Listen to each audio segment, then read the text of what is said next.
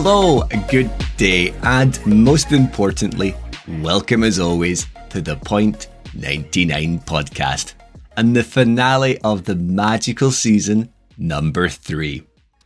This season has truly been a wonder, full of amazing guests, fantastic chat, and an ever-growing community connection.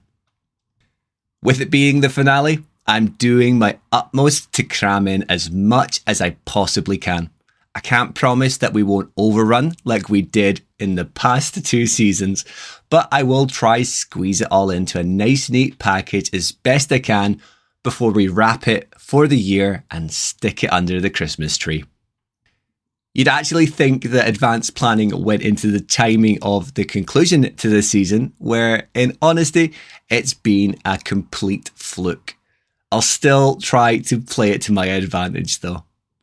Before we get into what you can expect from the rest of the show, let's roll the intro. Who are the Point 99 podcasts? Well, we're a running podcast created by runners for runners.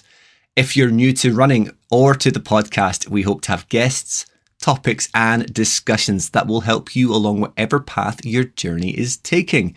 For any seasoned runners or listeners, maybe we'll have some stories that will have you empathizing with our experiences and predicaments. Whether it's lessons we've learned during our own journeys, embarrassing stories, or heartstring pulling moments, we hope you'll stick with us while we try share some good vibes, motivation, and positivity, and hopefully we can have a laugh along the way. First off, what can you expect from the final episode? Well, we'll be covering the usual suspects in the form of what I've been doing this past week, touching on what the community have been up to, and shouting out your highlight races and events from the past year. All of that before we welcome our standout guests to the show, not only to give a decent dose of inspiration, but also awareness on a topic that's very close to my heart. Right, let's get into it and address the elephant in the room, my running. So I may have told a little white lie last week when I talked about getting my second half marathon personal best in the space of 2 weeks. I might have gone back out as December rolled in and tackled the half distance once again to get my monthly Strava badge, and inadvertently, on purpose, taken 2 more minutes off the time once again. 3 weeks, 3 half marathons, and 3 personal bests. Honestly, I swear there will be no more half marathon PBs this side of the new year. Scouts honour, cross my heart, all of that jazz. My effort on a very slippery Saturday does take me down to 1 hour and 35 minutes for the distance, giving me 5 minutes to work on reducing between now and my first half marathon race of 2024, which is in March. Do I have it in me to go sub 130? I'd like to think so, and so do a lot of my followers. Will it happen, however? Well, only time will tell. I'll put in the hard work, perhaps buy the new pair of Vaporfly Next 3s and give it my best try. I was actually looking at them yesterday in Run For It. They are gorgeous. So, well, yeah, maybe a nice little Christmas present to myself. Aside from that, I've not really been out. Unlike the central belt of Scotland and Middle England, we've not seen much in the way of snow in the Highlands so far, other than on the mountains, of course. It's been mostly black ice and dangerous running conditions, so yeah, no running for me. Running from the community, however, has still been happening, albeit mostly social groups with the likes of Geese, Gary, and Uncle Lee accompanying Jace, the Edinburgh runner, up the Pentlands, which may also sound a little bit like an innuendo, or the distance running group our good friend and community superstar Ryan Miller has put together in the shape of the Press Play and Run Club. The only actual event I caught sight of with anyone in the immediate community running was Jace smashing out a PB at the Great Scottish Events 10K. I think Jace might be a little bit paranoid that I'm chasing him down with some of my own PBs, and he'd be right. There's nothing that's going to push someone's boundaries and PBs more than having my lanky, sweaty self looming behind them. What about the shoutouts though? Last week, I raised the great question suggested by the ever awesome Stuart Rowan. Stuart runs a lot, and the perfect question to draw 2023 to a close. What were your favourite events and races from the past year? Once again, we've had a great shout from many familiar and awesome faces from the community, as well as a few new ones. Kicking things off, we have my good friend and past guest to the show, Patrick Watkins, coming in with the Rocky Run, which he smashed out a couple of weeks ago, ending his running year on a high note. Holyrood Park Run is a close second for him, and he says, if you know, you know, and of course, I know. Curly Steph X has the Manchester Marathon on blast for being her first, but also the Paisley 10 for being an absolute favourite of hers. She absolutely loves it. Jimmy Bunter says 100% it has to be his 5-year-old asking to come running with him, having watched Jimmy go out himself all year. I mean, that's pretty damn cute if you ask me. Next up, we have a lady I had the pleasure of one-on-one running with this year, Nikki Sheridan, better known as Knick Knack Mara Runs. Her favourite was the Solomon Skyline 10K, which she did with the awesome Susan Swarbrick Dimmock. And if you get a chance, head on over to the Herald newspaper's site and see what Susan's article on Christmas movies says about you. Future guest and all-round icon of what hard work and dedication can do, David Wright, 1989, says the men's 10K for being his first big event win. That's something I can't wait to discuss with David. A mega performance and deserving of being the high point of his year for sure. The lovely running girls are sharing their love for the London Marathon, and so they should. Maybe, just maybe, I'll get a taste of what it feels like to beast the mean streets of the capitals at some point in the future. Question setter and Italian running stallion Stuart Rowan said the Edinburgh half. Now, I'm pretty sure that's because once he was done with the half, he was on cheer squad duties and having a great day. He does go on to say also the Scottish Half Marathon, where I'm pretty sure he beasted at a mega PB. The Newton Roadrunners 10K, and of course the Firenze Marathon. All in a rapturous cheer and applause for mega performances there once again, Stuart. Well done, buddy.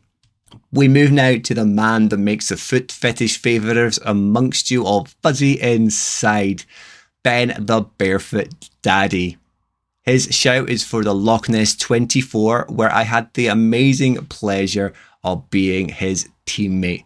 He's such an amazing, awesome and friendly bloke, and I hope to catch up with him once again at next year's event.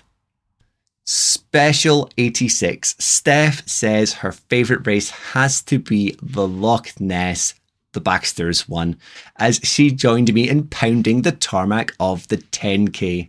Now, she doesn't say that's the reason, but she does say it's because it's such a good weekend and atmosphere in an awesome place.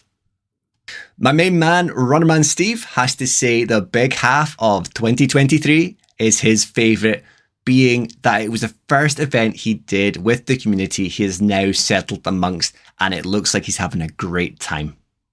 One for the follically challenged favourites, Jace agrees with David Wright and the men's 10K in Edinburgh. He says the conditions and results were spot on. Getting that sub 40 really made it for him. Penultimately, we have that lazy guy, John, who smashed out his first ultra distance at the super fun and very chill Leeds Endure 24. Well done, John. What an effort. Finally, our man in Saudi, Doug, Scottish Saudi runner, is recanting his first ever desert race and his first podium at the Desert 10K race in Riyadh. He does actually say its actual name, but I cannot for the life of me pronounce what it is. What an awesome mixture of events right there, though. For me, it 100% has to go to the 10K at the Baxter's Festival of Running and the Amsterdam Marathon. Two amazing results after a lot of hard work, dedication and stress. So much stress. Obviously, the Loch Ness 24 for all the right reasons. The community, the meetup, and getting to see so many amazing people and the camaraderie of experiencing it all through some absolutely disgusting weather conditions. I think that was the perfect question to finish this season and most importantly the year with. So thanks again to Stuart for suggesting it. I do have some news about events in 2024 already, but I'll get to that once we've first got into the chat with this week's truly inspiring guests. I'm going to let the pre-recorded intro to the discussion do all the talking on this one, so a lot less waffle from me. Let's just get right on into it. Today, I have the absolute pleasure of being joined by a beacon of men's health advocacy, Cojones Scotland. They may be based on the banks of the Clyde, but their reach goes far beyond as they stand at the forefront of testicular cancer awareness. Their unwavering dedication to spreading awareness on the subject has garnered support and partnerships from the world of sports, with the impactful campaign in association with several clubs of the Scottish Football Association, through to celebrities with their Loosen Up charity auctions. But when the team's not travelling the length and breadth of the country, they can be found jet-setting the globe, smashing marathons and much more. This should hopefully be a great mixture of awareness, motivation, and running inspiration. It's certainly going to be a jam-packed chat, so please join me in welcoming the host of the Check 1-2 podcast, Cojones Engagement Officer and Testicular Cancer Survivor to the show, Paul McCaffrey. How's it going, Paul? Hello, I'm grand. I'm grand. Thank you for having me on. No, I'm so pleased to have you on. I know we've been talking about it for a while now. I've been talking to Richie about it in his past as well, so I'm chuffed to have you on. You know, it's great. And it's lovely to actually finally meet you, because I've seen so many of the kind of pictures of you doing the runs and things for us, and obviously through Instagram. So it's a pleasure to finally kind of virtually meet you. And I'm of course your poster boy as well for the cycling jerseys, which I notice are on sale just now. Yeah, the cycling jerseys, and all the Cojones accoutrement for any sporting activity is out there. Yeah, so yeah, fire in, folks. Well, we know a couple of cyclists as well. I know it's mostly a running podcast, but there are cyclists within the community. So tell you guys, get yourselves a cycling jersey. I'm pretty sure when they came out, it was actually because the event myself and my brother were doing, and Richie said, "You know what? Let's just add it to the store." So yeah, no, and they're really smart. They're really good. They're really good. Yeah, it's same with all the products actually. Not trying to sell this to get ahead of ourselves here with the shop, but anything that you've got, especially the jumpers, which we're going to get to, everything's really, really good quality. Running, I've got about 3 running jerseys from you, and every time we've got an event, you are always saying, "Do you want another jersey? Do you want another running top?" And they're all in such good quality that, other than maybe a couple of old nicks or something, I don't ever need any more. They're all good. yeah, and that's down to Richie's attention to detail. Like, I say that to him all the time. Like, he does know how to look for quality, not just the products that we have, but the staff that he hires as well. He's a perfectionist, isn't he? Very much so. Very much so. All right, we better get into it then, though, Paul. Do you want to start off with giving us a little bit of a background of yourself? I know that you do different bits and pieces with fitness as well yourself. So if you can do a little bit on that, and just so we can learn a little bit more of who you are. Yeah, of course. So, like you've kind of said, my name is Paul McCaffrey.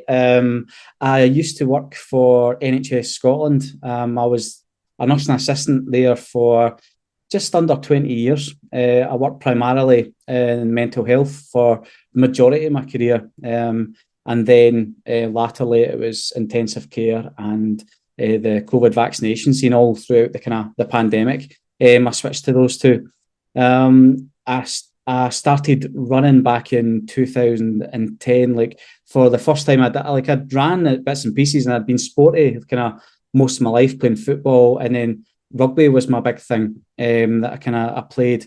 But I never run. My cardio was terrible. And I started running for my friend's friend passed away with a heart condition. So he asked us to do a charity run, and I ran my first 10K. And then I just kind of caught the running bug a little bit. You know, it was always something I enjoyed getting out and doing, especially like running with my friend as well. And then 2015, I was diagnosed with testicular cancer. And I found it because of Cojonas's, I keep saying Cojonas's, but it's really just the Cojonas self-check guide. I found it because of that, because it was like many men, we don't know how to check ourselves properly. So when I felt, and it was actually when I was out a run, I started feeling this heaviness within my groin that I was like, this doesn't feel quite right. Use the self-check guide, because like anything, I'll put in, you know, Cancer Scotland or Testicular Cancer Scotland, and I found the Cojonas website.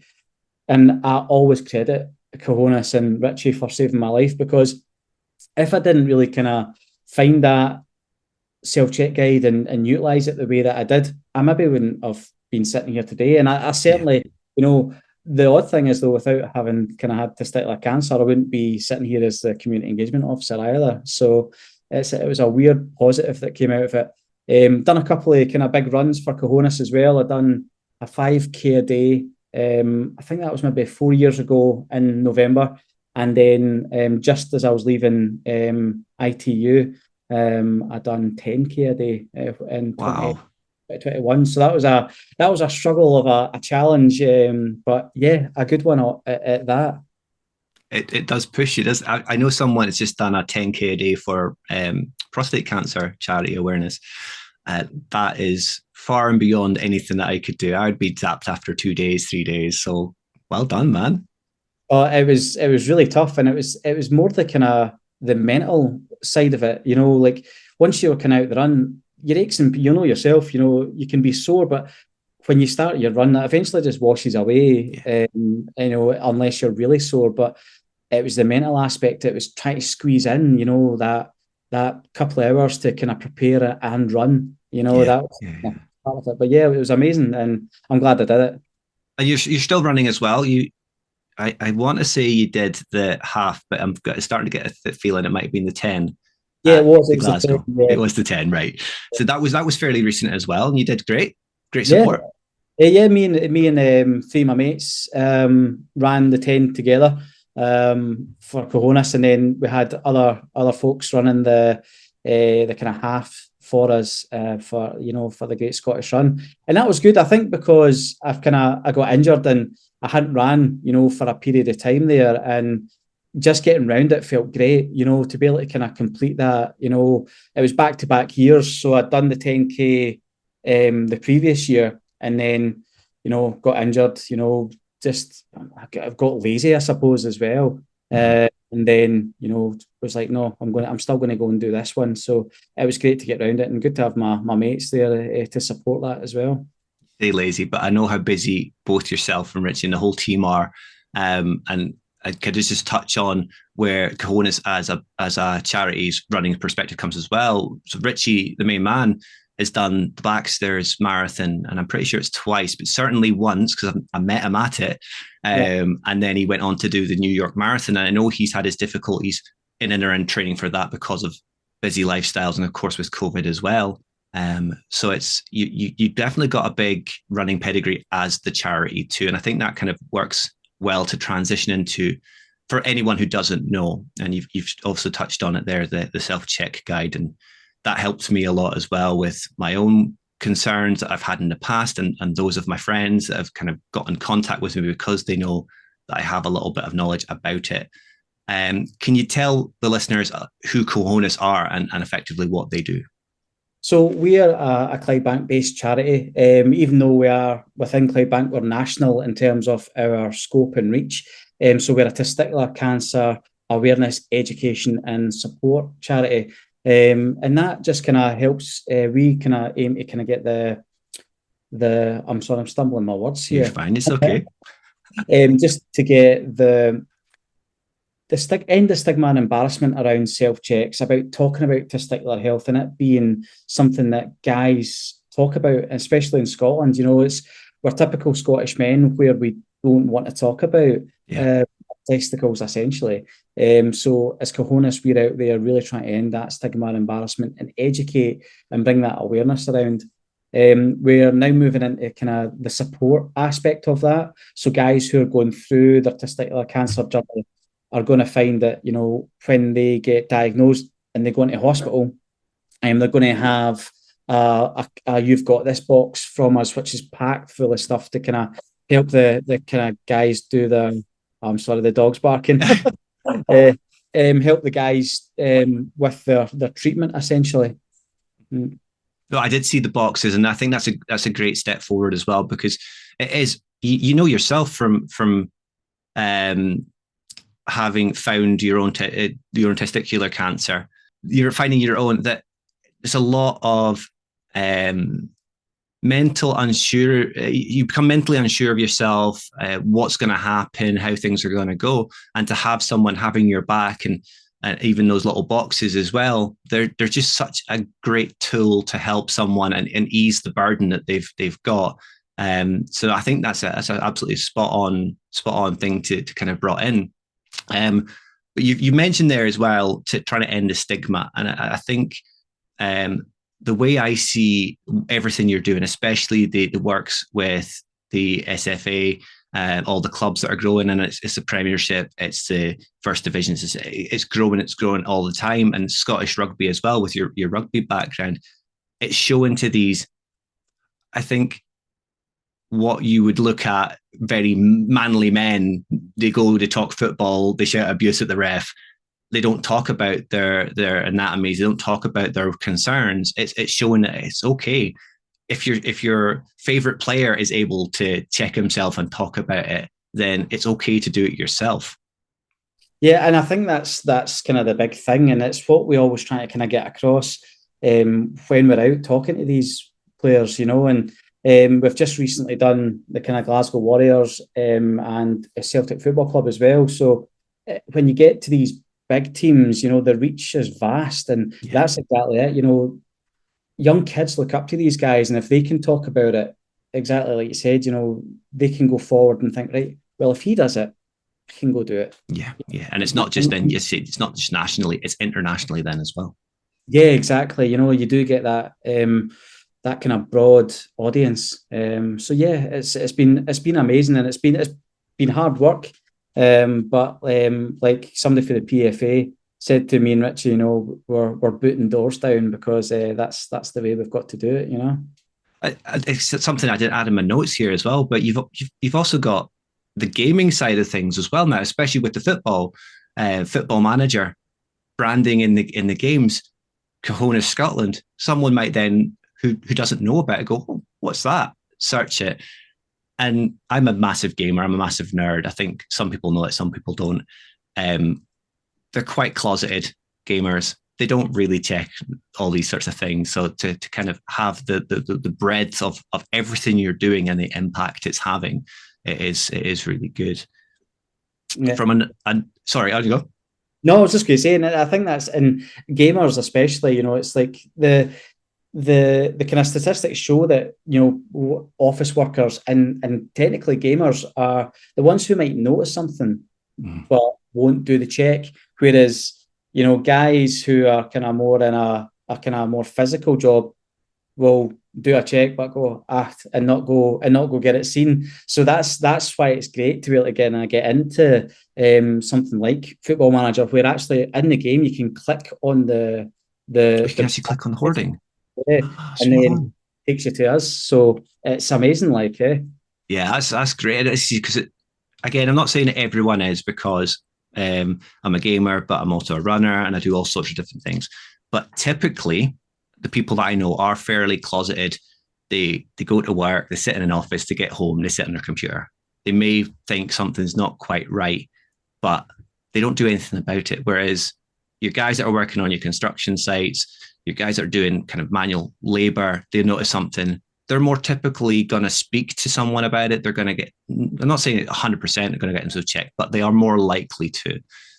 So it is getting the whole breadth of society. And it's not just a men's thing. It's whatever your gender is, it's something to be aware of and have the knowledge and the awareness to kind of approach it. Yeah, definitely, definitely, and that's something that's important to us as well at Cojones is knowing that it's not just men, that we have to talk to, when we do talks and things like that. If it doesn't matter your gender, we should know the signs and symptoms of cancers. Yeah. Just because it helps the person next to you, and if we all become comfortable talking about it, it's the other C word, and it's. And nobody wants to, but actually, when you look at the kind of the people who are affected by it, it's that 6 degrees of separation, isn't it? We're all affected by cancer in some way. So if we can talk about it more openly, that's what we're trying to do. That's certainly when I had my concern. When I checked myself because the check update and the constant material that you're putting out to remind everyone. I checked myself. I saw something wasn't quite right. Now, it wasn't what a lot of people find. It wasn't a lump, but it was something not quite right. And which is really strange for the Highlands, within 24 hours, I was getting checked, getting seen, and within a week, I was getting scanned. But I had people who I know have had testicular cancer, and their DMs, their phone is always open for a chat. I've known people where, for chaps, it's been their partners at the time that have found it. For various reasons they found it, and it's having the knowledge to know that what is and isn't a sign or a symptom, the heaviness, what everyone tends to associate with it was just the lump, and it can be more than just a lump. Sometimes it could be other aspects. And I've had people, as I say, phone me or contact me and say something's not quite right. Well, I can give you advice from my own experience, but go and see a medical professional. Go and seek the advice of the professionals. Yeah, and it's always the thing, it's always amazing that you've got people there who, like yourself, are comfortable in talking to that, and then somebody can come to you. But yeah, like you're saying, it's all well and good, talking to your friends and family about it, but it's making that jump and having that, and it sounds a bit twee, but it's having that bravery to go to the doctors and get yourself checked, because you don't want to go to the doctors for anything, no. And you feel embarrassed about kind of dropping your trousers in front of your doctor. And some people have had the same doctor since they were a kid, yeah. And like we say, these guys and women, and I've seen it all before. It's nothing to be embarrassed about, and it's your health that's at jeopardy. And especially if you're out there and you're fit and healthy anyway, don't put that in jeopardy. That if you are fit and you are healthy, it's not going to take away from your ability to play football, or it shouldn't really, or to go for a run. And if anything, going back to your mental health background, it should really help you to be able to still do these things. It's only when it comes to any recoveries that you may have a slight blip in anything. But if you get it caught early enough, it's not going to be an issue. Yeah, and that's the thing as well, especially after you're in recovery and you're looking for something to kind of help you feel more like yourself. Doing your activities like going out a run is always going to be something that helps you mentally. I think, especially when I was doing my 5K a day, I was at a point where I had, my own issues after my diagnosis, and I felt really low. I was kind of having to kind of look at going on to kind of medication for depression, and that was all, almost like a trauma thing where I probably, it hit me all at one time that, oh yeah, I've just had cancer. Weirdly, it didn't happen to me, during it. It happened after. Yeah. But the 5K a day was something that really gave me focus, and see, being out there running and with music or without, if I needed time just with my thoughts, I ran without it, or if I needed something to power me through and really kind of get me through those last couple of kilometers, it was I listened to music, but for my mental health, running's been a savior a lot of times. Now, a lot of the people that listen do run with the podcast on. And I think, I know it's further down our notes, but I think it's maybe a good point to bring it up. You do have, Cojones have a podcast. You are the host of the Check 1 2 podcast. And as heavy as the subject sounds, and as heavy as the subject is, it's also quite lighthearted as well, isn't it? Because you've had, you can go for a run, you can get the guests on that you've had on already. You've had comedians, you've had everyday guy in the streets, and you've had sports kind of stars, bigger names from sports across Scotland. But I think the initial guest, that's what kind of sticks with me, is having a comedian on. And the comment that he had between the two of you is, as heavy as the subject is, there are funny moments as well that happen as part of your diagnosis, your treatment, if you are unfortunate enough to have testicular cancer. How did that all come about, the podcast, and effectively, how's it going so far? It's going great so far. Well, I think so anyway, but I'm biased. I'm enjoying it, and I love podcasts, and that's pretty much all I listen to. That Spotify end of year thing came up just recently, and it was the listening hours for podcasts for me was ridiculous. But it's something that Richie's wanted to do for a while, and since I came on with Cojones, it's something we've talked about, and it's always kind of been, will we, won't we? And then it was just suddenly a couple of weeks of talking about it. We knew that Michael was going to be, that's the comedian, Michael Schaefer. Yeah. He was going to be in town doing the Fringe. So we thought, right, we'll get in touch. So we reached out to Michael, and we've done a testimonial with Michael, which is still to kind of come out. Where he, if you've seen the other videos as well, guys just talk about their cancer story, their cancer experience, and kind of give that short form version of it. And then Richard was like, this guy would be great for to talk in a podcast. And I think at the times that we've met other survivors and me and those guys have talked, Richie's always like, I wish I was recording this, because this is what we want to hear, and we want these stories to be out there, and how you guys talk about it to each other. So that's really how it came about, was just I want to do something, but knowing, that one, maybe I didn't know if I would be the right person to host the show as such. I didn't know how I would be in front of camera and recording and being an interviewer as such, because I kind of like more organic style of conversation. Yeah. But it worked, and having Michael on, especially as the first guest, helped, because he was so laid back, and having been a professional comedian for the last, I think it was 10, 15 years, he was great in front of camera, was relaxed, which made me relax. So yeah, it was a good first episode, I think. I think from the episodes, I've got the most recent one to catch up on, but I think from all the episodes so far, that's the overriding thing, is you had Michael Schaefer in first, and he was so relaxed, he was so chill. It was almost like the cameras weren't on, you were just having a chat. And then was it Todd, wasn't it? Even Todd's one, the way that started and the way it kind of just flowed, it's so laid back. And I think that's maybe as a benefit from Michael kicking things off with you. There's so much scope for you, though, with having the campaigns with SFA, with the rugby side of things, and a couple of guests there.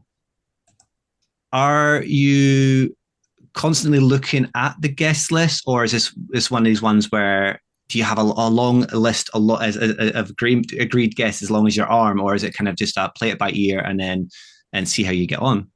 Yeah, well, it kind of started, let's just play it by ear. But now we've got a list of, guests who we want to have on that are, like you said, just kind of average guy in the street, that isn't necessarily famous. But also we've got a kind of our dream list of guys who have been through it, who have got a little bit more celebrity, that kind of, but still have that testicular cancer story to tell. It's getting longer, and we're getting more and more people. I think when we're reaching out to people and the podcast episodes have been out, you're seeing a lot of people watching it and saying, "Yep, love to be on it." In fact, we're having people traveling from England just to come onto the podcast, which is a massive thing considering we've only got a handful of episodes out already. But the testicular cancer community is quite a tight knit group. So I think if you want to tell your story and you think you have something to share, like I'm always willing to kind of listen. So yeah. It's a great avenue. As you say, there's not many places, I suppose, unless you really dig deep. There's not many places, and it gives that avenue. It gives that platform to discuss it, and it doesn't have to be heavy. You're proved it can be lighthearted. I think you're a natural sort of host as well. I suppose as the engagement officer and seeing the videos of you doing the presentations to not only like football clubs but schools, workplaces. I think it's really good. No offense to Richie. I've met him a couple of times. Between the two of you, I think you've got more of that natural sort of side about you. I'm not sure how he would get on himself. I think he might. It'd be great in the long run, but yeah. Yeah, I think Richie would agree because I've been trying to get him on his own podcast as such, but he's still resonant to kind of do that. And that's the thing with it. I mean, it's a heavy subject, but I do try, especially when I'm doing the talks and doing the podcast, that you want to make it accessible to anybody. And the main goal with a podcast is that, and I've said this countless times, is that when I was going through my cancer treatment and all the kind of challenges and pitfalls that you have during that, me and my wife would have loved to have heard our story. It's like the end of our story, and the fact that I had cancer, had fertility problems, but then went on to be able to have a child naturally.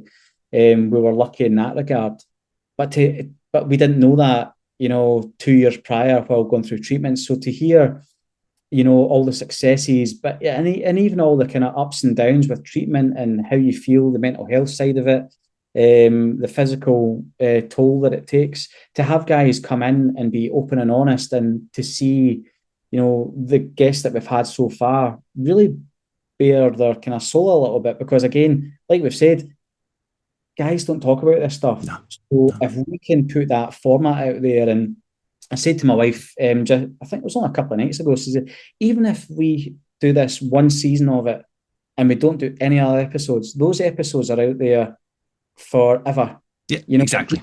People can access them, and there's nothing that would kind of date them, or it's just about guys talking. I think that's the great thing. It's not just testicular cancer; it's real guys with real stories, and I think sometimes it can be quite funny as well. So it definitely can. It's got humour to it. It's not just a heavy subject, and you hit a special nail on the head there. And I think these are the sort of questions that it answers. Young guys that have got issues. Testicular cancer, etc. The initial thought, if they're so inclined to want a family, is, am I going to be able to have? And that was my first. I didn't know what I had at the time. Your mind goes to a really dark place, and a good friend of mine said, "No, don't worry. There are avenues. It doesn't stop you." He's got 2 beautiful daughters now as well, and I've kind of, my own issue is kind of not cancer adjacent, but it's testicular adjacent. So I've had things as well to prove that it is possible.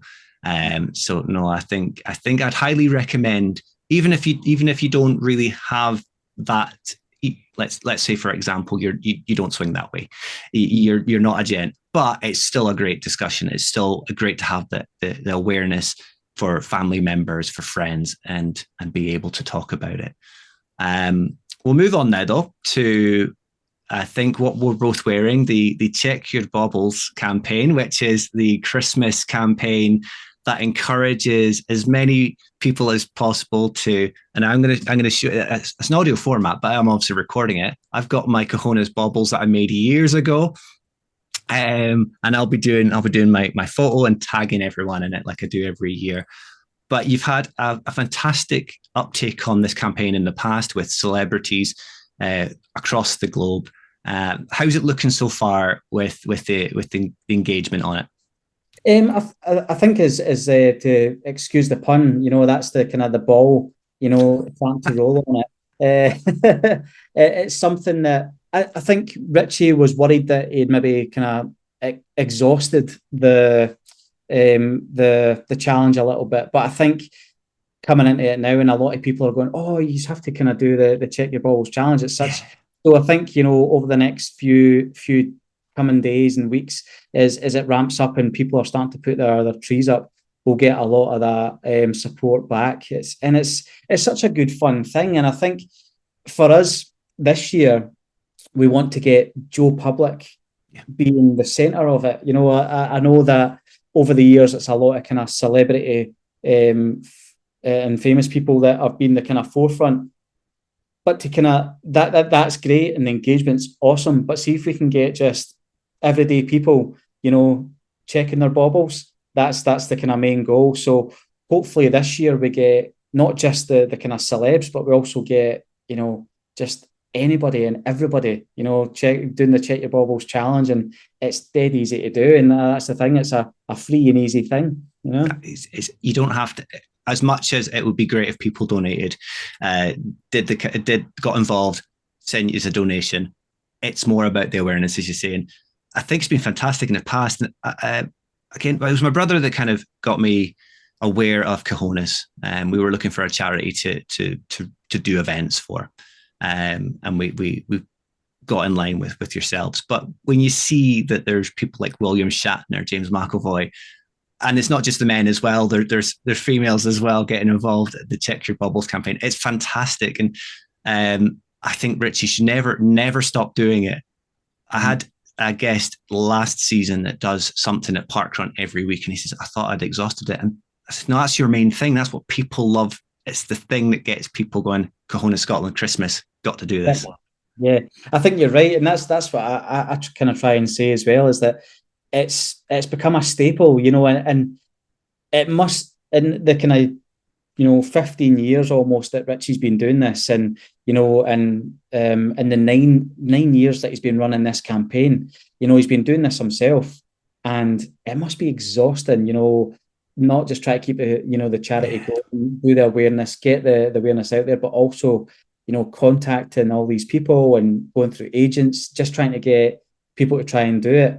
So I think he's maybe had a kind of just a little bit of fatigue with it, but he's certainly got the passion to kind of keep it going, and I'm so glad that he does, because it's a great campaign, and it's like you say, it's the thing that you can go Cojones, you can catch onto it at this time of year, and then it's great because it pulls you through and keeps your eyes on Cojones with all the other stuff that you kind of do over the winter months, like our auctions and things like that. So it's a great campaign. I love it, and I see the year that he got Mark Hamill, I was buzzing, absolutely buzzing. I forgot Mark Hamill done it as well. There are some really big names that have done it, and they're getting involved. They're spreading their awareness, and as you say, it doesn't cost anything. It's just a couple of minutes of your time, unless you're doing what I'm doing and going trying to get a photo shoot on the edge of a loch somewhere and trying to look all fancy and that. But in front of your Christmas tree, football stars, all these sorts of guys. So no, I think that'll be one of my things. I'll be encouraging people as the podcast comes out. Check your baubles, hashtag, get it out. And if you want to get a Christmas jumper, comes out once a year, a couple of times a year. What sort of better have you got? And it's nice and warm as well, especially given the weather conditions just now. Oh, I know, and they're great jumpers. So yeah, it's like get on them again. It's just like we were saying at the start. It's Richie's attention to detail, and the whole design and everything's. It's a good fun Christmas jumper, and if it's definitely a conversation starter if you wear it to Christmas jumper day. Definitely that. I'm not going to say what it is, but that particular part, if no one notices that, and then you see it and you go, can't see that now. Yeah, exactly. Right, I think we'll try start wrapping things up, because I'm very conscious of your time as well. You're a busy man. There's one more thing on my notes that I'd like to cover, especially since it's so fresh off the press for you. But before we get to that, I just want to say, like, I know you've had involvement with football. I know you've had involvement with rugby and all the celebrities. But I was really pleased to see the involvement you've had with the strongman especially being that the Stoltman brothers live 5 minutes along the road from me. I've met the guys in the past, just in the street, in the shop. Is there any confirmation on anything with those guys getting up and doing anything, or is that something that you don't want to give any in the way on there? Well, I mean, the hope is always there. Richie's in dialogue with the kind of guys' representatives. So there's a few conversations, especially along the lines that our underwear has just been launched with ball bags yesterday. So there's things in the works, and it'd be great. And again, it was jumping into that strongman community was something that it was a no-brainer. My cousin was actually part of the Scottish strongman event,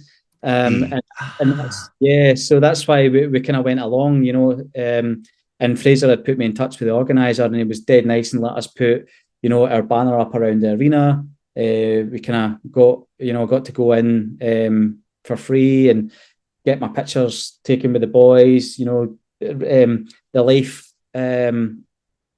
life campaign boards that we have. Yeah. We got to put them with the Atlas stones on the main floor. So it was good to try and, again, it's a type of guy who they're strong, they're injured all the time. So if they think something's wrong, they might not necessarily go, I need to check that and go to the doctors. They'll just grab some paracetamol and get on with it. Rub some tacky on it and some rub some tacky on their Atlas stones. Off. I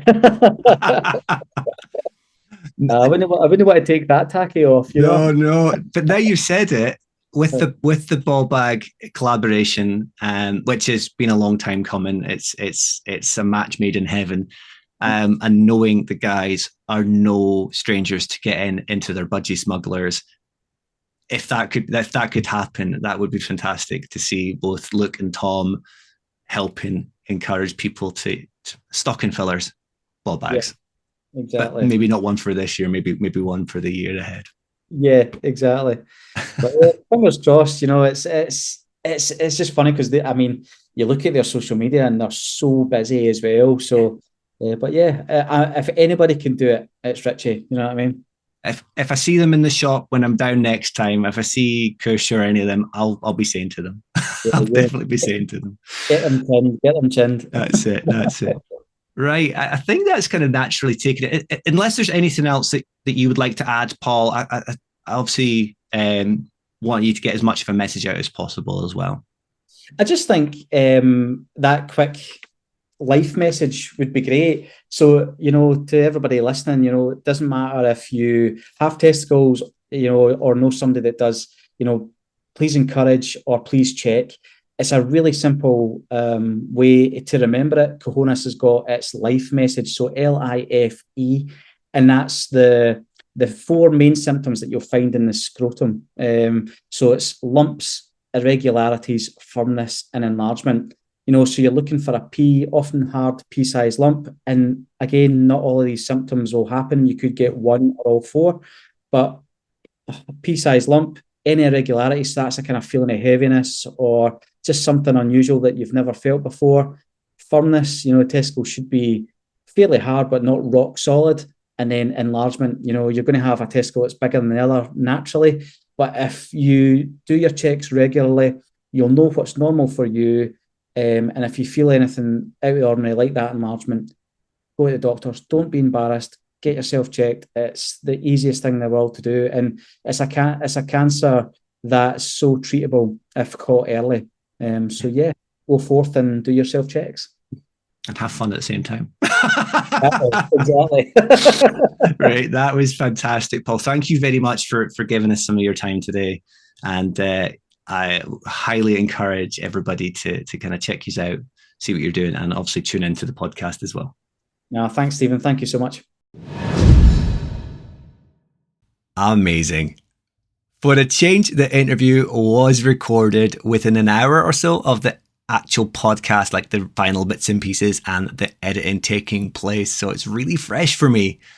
I absolutely love everything the whole Cojones team, including Paul, are doing daily for the advancement and breaking down of the stigma that has historically accompanied talking bollocks with your mates.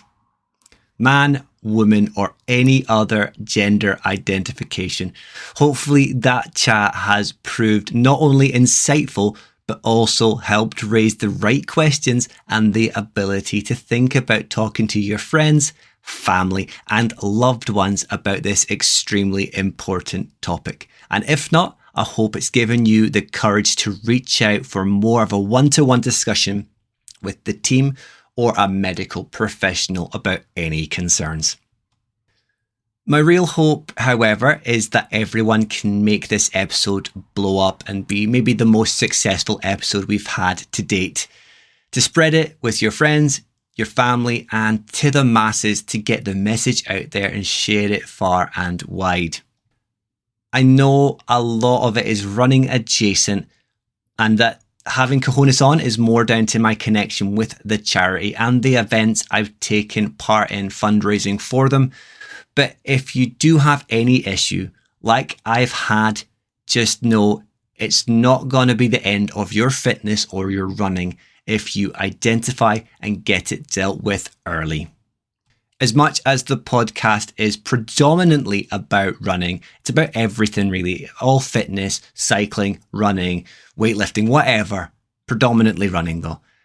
I still want to cover the really important topics like we did in season 2 with mental health, but also men's and women's bodily health. It's really important to get all these things checked to make sure you're as fit and as healthy as possible. You know what to do though. Share, share, share. And remember to tag the podcast and Cojones wherever possible. On to a lighter topic and what I'll be getting up to in the podcast season intermission and going forward into 2024. So as mentioned, I'll of course be running the Inverness Half Marathon, where as previously mentioned, I'll be toasting a full year of the podcast with a few familiar faces, as well as trying to push for a sub 130 in that distance. Fingers crossed all goes well. Otherwise, I can confirm that I will be returning for year 3 of the Loch Ness 24 with many of the gang from the Who Dropped the Dibber team. A lot of the returning heroes will be undertaking the challenge solo, but that doesn't mean we are not still a team. Of course we are, as we will be crewing and supporting each other throughout under the cult umbrella, but also we'll still be the Dibbers as well. For me, it was a toss-up between a solo entry challenge and a doubles partnership, either a single gender or mixed gender. That gave the flexibility for crewing others and the potential that a good performance in the doubles could afford. So with that in mind, I've teamed up once again with my fellow Highlander, Lorna, to take the challenge head on in a mixed doubles partnership. There's a lot of potential that can come from a good performance in the mixed doubles. We know that from year 1 and year 2, but we'll just try our best. We're both on really good form, progressing every week. So we'll see how we get on over the next 9 months. It is, of course, going to be a very long 9 months, but at least it's going to give myself and Lorna the options to train side by side since we are local to one another.